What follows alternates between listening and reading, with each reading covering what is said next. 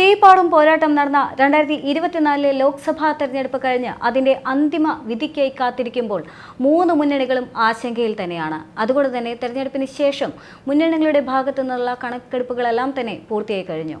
എൻഡിഎയെ സംബന്ധിച്ചിടത്തോളം എൻഡിഎക്ക് ഇത്തവണ ഒരു അക്കൗണ്ടെങ്കിലും തുറക്കാനാകുക എന്ന് പറയുന്ന വലിയ ഒരു ദൗത്യം യഥാർത്ഥത്തിലുണ്ടായിരുന്നു. യുഡിഎഫിനെ സംബന്ധിച്ചിടത്തോളം 2019 അതേ ആവേശം കെട്ടടങ്ങാതെ തന്നെ 2024 ആവർത്തിക്കണം എന്ന് പറയുന്ന വലിയൊരു ദൗത്യം തന്നെയുണ്ടായിരുന്നു. എന്നാൽ CPM-നെ സംബന്ധിച്ചിടത്തോളം അഥവാ ഇടതുമുന്നണിയെ സംബന്ധിച്ചിടത്തോളം വലിയ ഒരു ഉത്തരവാദിത്വം തന്നെയായിരുന്നു 2024 ഈ ലോക്സഭാ തെരഞ്ഞെടുപ്പ്. കാരണം 2019 ലോക്സഭാ തെരഞ്ഞെടുപ്പിൽ കേവലം ഒരു സീറ്റിലേക്ക് ഒതുങ്ങിപ്പോകേണ്ടി വന്നിരുന്നു ഇടതുപക്ഷത്തിന് എന്നുള്ളത് ശ്രദ്ധേയം തന്നെയാണ്. അതുകൊണ്ട് തന്നെ നഷ്ടപ്പെട്ട അഭിമാനമെല്ലാം തന്നെ തിരിച്ചു പിടിക്കുക എന്ന് പറയുന്ന വലിയൊരു ദൗത്യം യഥാർത്ഥത്തിൽ 2024 ഈ ലോക്സഭാ തെരഞ്ഞെടുപ്പിൽ ഇടതുപക്ഷത്തിനുണ്ട്.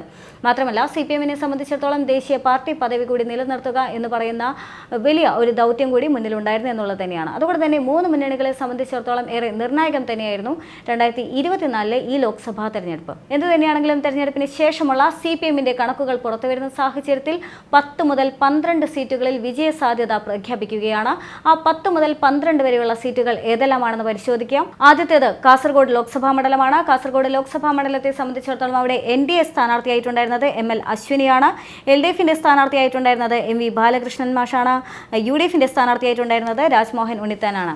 തുടക്കം മുതൽ തന്നെ രാജ്മോഹൻ ഉണ്ണിത്താന് ഏറെ വിജയപ്രതീക്ഷ യഥാർത്ഥത്തിൽ UDF-ന്റെ ഭാഗത്തു നിന്നും ഉണ്ടായിരുന്നു എന്നുള്ളതും ശ്രദ്ധേയം തന്നെയാണ്. എന്നാൽ NDA സ്ഥാനാർത്ഥിയായി ML അശ്വിനി വന്ന സാഹചര്യത്തിൽ വലിയൊരു കോളിളക്കം ഉണ്ടാക്കാനായിട്ട് സാധിച്ചു എന്നുള്ളതും ശ്രദ്ധേയം തന്നെയാണ്. യുവാക്കളുടെ ഇടയിലെല്ലാം തന്നെ ഒരു തരംഗമായി ML അശ്വിനിക്ക് മാറാൻ കഴിഞ്ഞു എന്നുള്ള ഒരു വലിയൊരു പ്രതീക്ഷ യഥാർത്ഥത്തിൽ NDAക്ക് ഉണ്ടായി എന്നുള്ളതും ശ്രദ്ധേയം തന്നെയാണ്. അതേ സാഹചര്യത്തിൽ CPM-ന്റെ സ്ഥാനാർത്ഥിയായിട്ടുണ്ടായിരുന്നത് MV ബാലകൃഷ്ണൻ മാഷാണ്. എന്ത് തന്നെയാണെങ്കിലും CPM-ന്റെ ഇപ്പോഴത്തെ കാസർഗോഡ് ലോക്സഭാ മണ്ഡലത്തെ സംബന്ധിച്ചുള്ള CPM-ന്റെ പഠനങ്ങളും കണക്കുകളെല്ലാം തന്നെ പുറത്തു വരുന്ന സാഹചര്യത്തിൽ കാസർഗോഡ് ലോക്സഭാ മണ്ഡലത്തിൽ CPM-ന് വിജയപ്രതീക്ഷ ഏറെയാണ് എന്നുള്ള വിവരങ്ങളാണ് പുറത്തു വരുന്നത്. ഇനി അടുത്ത ലോക്സഭാ മണ്ഡലം എന്ന് പറയുന്നത് കണ്ണൂർ ലോക്സഭാ മണ്ഡലമാണ്. കണ്ണൂർ ലോക്സഭാ മണ്ഡലത്തെ സംബന്ധിച്ചിടത്തോളം ആദ്യം മുതൽ തന്നെ വലിയ തോതിൽ ചർച്ച ചെയ്യപ്പെട്ടതാണ്. കാരണം അവിടുത്തെ UDF-ന്റെ സ്ഥാനാർത്ഥി കെ സുധാകരനാകുമോ ഇല്ലയോ എന്നുള്ള ചോദ്യം തന്നെ വളരെയധികം ശ്രദ്ധ നേടിയിരുന്നു. പിന്നീട് സുധാകരൻ അവിടെ സ്ഥാനാർത്ഥിയാകുന്ന സാഹചര്യത്തിൽ എന്തുകൊണ്ട് UDF സുധാകരനെ സ്ഥാനാർത്ഥിയാക്കി എന്നുള്ള ചോദ്യങ്ങളും ഏറെ പ്രസക്തമായി തന്നെ നിലനിന്നിരുന്നു. സുധാകരൻ ആ സമയങ്ങളിൽ വന്നിരുന്ന നാക്കുവിഴ പോലും ഏറെ ചർച്ച ചെയ്യപ്പെട്ടതാണ്.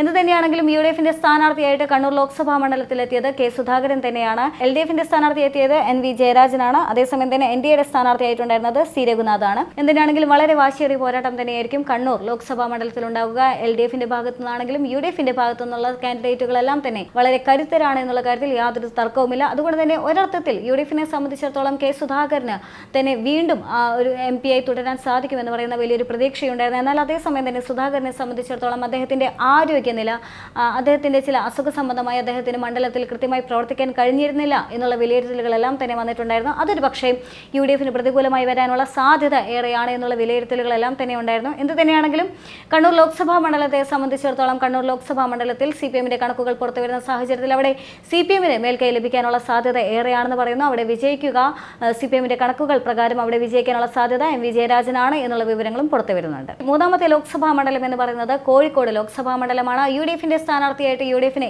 ഏറെ പ്രതീക്ഷയുള്ള MK രാഘവൻ തന്നെയാണ് കളത്തിലിറങ്ങിയിട്ടുണ്ടായിരുന്നത്. LDF-ന്റെ ഭാഗത്തു നിന്നുള്ളത് എളമരം കരീമായിരുന്നു.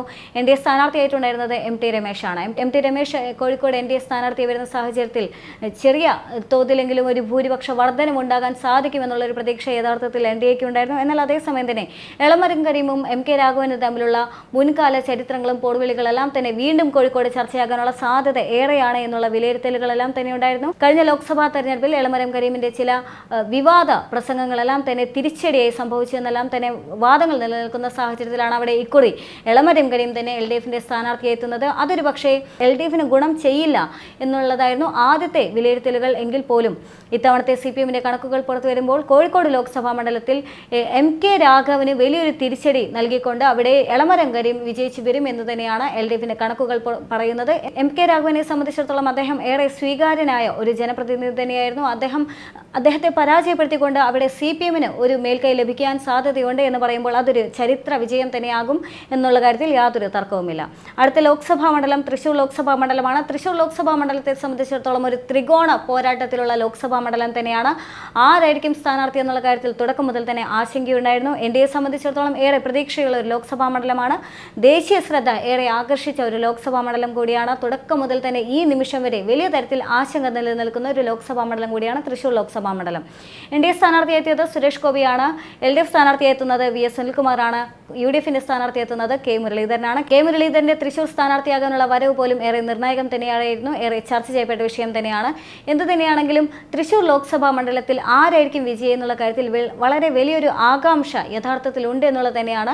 എന്നാൽ അതേ സാഹചര്യത്തിൽ CPMന്റെ കണക്കുകൾ പുറത്തു വരുമ്പോൾ അവിടെ വിജയ പ്രതീക്ഷ എന്ന് പറഞ്ഞത് CPIയുടെ സ്ഥാനാർത്ഥിയായിട്ടുള്ള VS സുനിൽകുമാറിനാണ് എന്ന് തന്നെ കാണാൻ സാധിക്കും. അതുകൊണ്ട് തന്നെ തൃശൂർ ലോക്സഭാ മണ്ഡലവും LDFന് പ്രതീക്ഷയുള്ള ലോക്സഭാ മണ്ഡലങ്ങളിൽ ഒന്നാണ്. അടുത്ത രണ്ട് ലോക്സഭാ മണ്ഡലങ്ങൾ, ഒന്ന് ആലത്തൂർ ലോക്സഭാ മണ്ഡലമാണ്, മറ്റൊന്ന് പാലക്കാട് ലോക്സഭാ മണ്ഡലമാണ്. ആലത്തൂർ ലോക്സഭാ മണ്ഡലത്തെ സംബന്ധിച്ചിടത്തോളം ആലത്തൂർ ഇക്കുറി രമ്യ ഹരിദാസിന് പാട്ടുംപാടി വിജയിക്കാനാകുമോ അതോ പാട്ടുംപാടി വിജയിക്കാനാകില്ലേ എന്നുള്ള ചോദ്യങ്ങളെല്ലാം തന്നെ ഉണ്ടായിരുന്നു.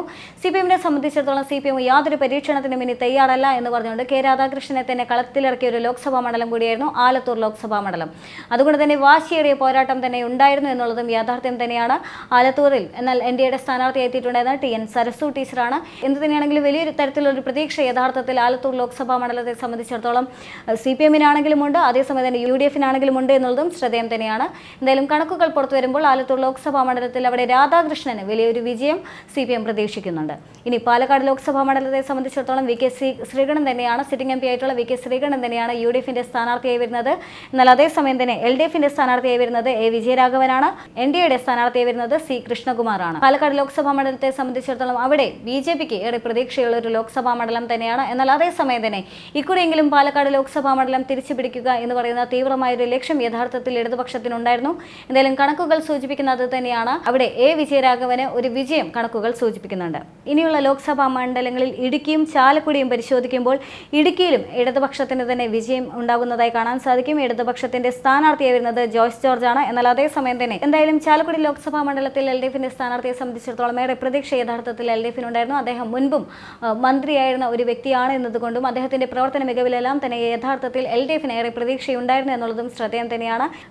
എന്തായാലും ഇടുക്കി ലോക്സഭാ മണ്ഡലത്തിലേക്ക് വരുമ്പോൾ അവിടെ ഡീൻ കുര്യാക്കോസിനെ കടത്തിവെട്ടിക്കൊണ്ട് ജോയ്സ് ജോർജിന് മുന്നേറാൻ സാധിക്കുമെന്നുള്ള ഒരു വലിയ പ്രതീക്ഷ യഥാർത്ഥത്തിൽ CPMന്റെ കണക്കുകൾ പുറത്തു വരുമ്പോൾ കാണാൻ സാധിക്കുന്നുണ്ട്. മറ്റ് ലോക്സഭാ മണ്ഡലങ്ങൾ പത്തനംതിട്ടയും മാവേലിക്കരയും ആറ്റിങ്ങലുമാണ്. പത്തനംതിട്ടയിൽ CPMന്റെ സ്ഥാനാർത്ഥിയായി മത്സരിക്കുന്നത് തോമസ് ഐസക് ആണ്.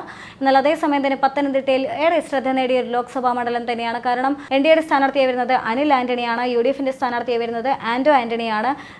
ഒരർത്ഥത്തിൽ ആന്റോ ആന്റണിക്ക് ഏറെ പ്രതീക്ഷയുണ്ടായിരുന്നു യഥാർത്ഥത്തിൽ UDFിന്റെ ഭാഗത്തു നിന്നെങ്കിൽ പോലും തോമസ് ഐസക്കിന് പ്രാദേശിക തലത്തിലുള്ള പിന്തുണ ഒരർത്ഥത്തിൽ LDFിന് മേൽക്കൈ നേടാനുള്ള സാധ്യത ഉണ്ടാകുമെന്നുള്ള വിവരങ്ങളെല്ലാം തന്നെ ആദ്യഘട്ടത്തിലെല്ലാം തന്നെ പുറത്തു വന്നിട്ടുണ്ടായിരുന്നു. സർവേ ഫലങ്ങളും ഒരുപക്ഷേ ഇടതുപക്ഷത്തിന് മുന്നേറാൻ സാധിക്കും എന്ന് രേഖപ്പെടുത്തിയിരുന്ന ഒരു ലോക്സഭാ മണ്ഡലം തന്നെയാണ് പത്തനംതിട്ട ലോക്സഭാ മണ്ഡലം. എന്തിനാണെങ്കിലും കണക്കുകൾ പുറത്തു വരുമ്പോൾ പത്തനംതിട്ട ലോക്സഭാ മണ്ഡലത്തെ സംബന്ധിച്ചിടത്തോളം ഇടതുപക്ഷത്തിന് ഒരു മേൽക്കൈ ലഭിക്കാനുള്ള സാധ്യതയുണ്ട് എന്ന് മനസ്സിലാക്കാൻ സാധിക്കും. അടുത്തത് മാവേലിക്കര ലോക്സഭാ മണ്ഡലമാണ്. മാവേലിക്കര ലോക്സഭാ മണ്ഡലത്തെ സംബന്ധിച്ചിടത്തോളം UDFിന്റെ സ്ഥാനാർത്ഥി വരുന്നത് കൊടിക്കുന്നിൽ സുരേഷ് ആണെന്നാൽ അതേസമയം തന്നെ CPIയുടെ സ്ഥാനാർത്ഥി വരുന്നത് CA അരുൺകുമാർ ആയിരുന്നു.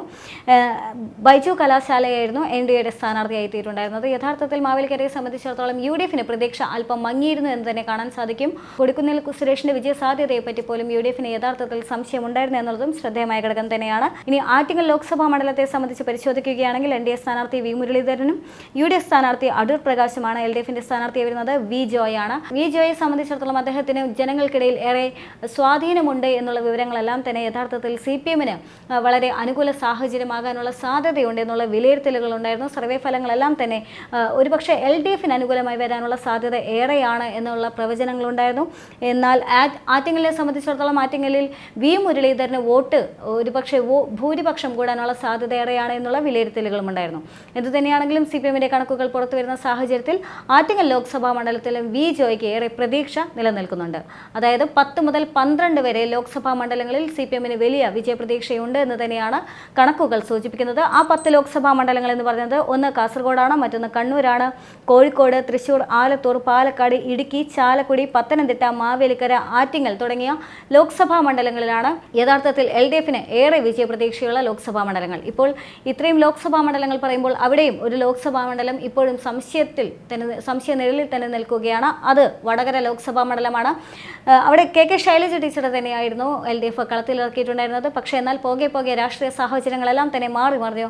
അവിടെ ഒരുപക്ഷെ ഷാഫി പറമ്പിൽ വിജയിച്ചു വരാനുള്ള സാധ്യത ഏറെയാണെന്നുള്ള വിലയിരുത്തലുകൾ വരുന്നുണ്ട്. എന്നാൽ അതേസമയം തന്നെ ഇടതുപക്ഷത്തിന് ശൈലജ ടീച്ചറിലുള്ള വിശ്വാസവും നഷ്ടപ്പെട്ടിട്ടില്ല എന്ന് മനസ്സിലാക്കാൻ സാധിക്കും. പക്ഷേ വടകരയെ സംബന്ധിച്ചിടത്തോളം കൃത്യമായ ഒരു പ്രവചനത്തിന് സാധിക്കില്ല എന്നുള്ളതും ശ്രദ്ധേയം തന്നെയാണ്. അതുകൊണ്ട് തന്നെ ഈ ലോക്സഭാ തെരഞ്ഞെടുപ്പിനെ സംബന്ധിച്ചിടത്തോളം CPM-നും UDF-നും ഏറെ നിർണായകമായ ഒരു ലോക്സഭാ തെരഞ്ഞെടുപ്പ് തന്നെയായിരുന്നു. എന്തായാലും കണക്കുകൾ പുറത്തുവരുന്ന സാഹചര്യത്തിൽ ഇടതുപക്ഷത്തിന് ആശ്വസിക്കാമെന്ന് തന്നെ പറയാം.